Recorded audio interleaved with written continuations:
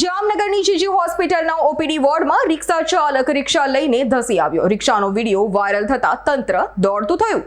Chairman Shri Bhargavbhai ઠાકરનો message મળતા તપાસ કરતા જણાયું કે જે રિક્ષા છે પેશન્ટ્સને આવીને અંદર લઈને આવતી હતી એ રિક્ષા ચાલક કદાચ પીધેલી હાલતમાં હતા અને એ સમયે સિક્યુરિટી ગાર્ડે એમને રોકવાનો પણ પ્રયત્ન કર્યો અને થોડી હાથાપાઈ પણ થઈ હતી અને તેમ છતાં સિક્યુરિટી ગાર્ડને દર્દીના હિતમાં અને દર્દીના સગાઓના હિતમાં જે તે સમયે નિર્ણય લેવો પડેલો અને એ સમયે પોલીસ ડિપાર્ટમેન્ટને એ જાણ કરી શકેલ નહોતા।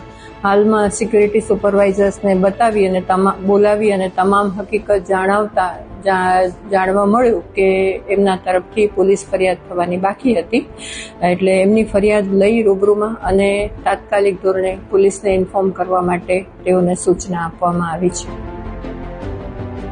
અમારી તમામ માહિતીથી અપડેટ રહેવા માટે જોડાયેલા રહો S9 ન્યૂઝ સાથે।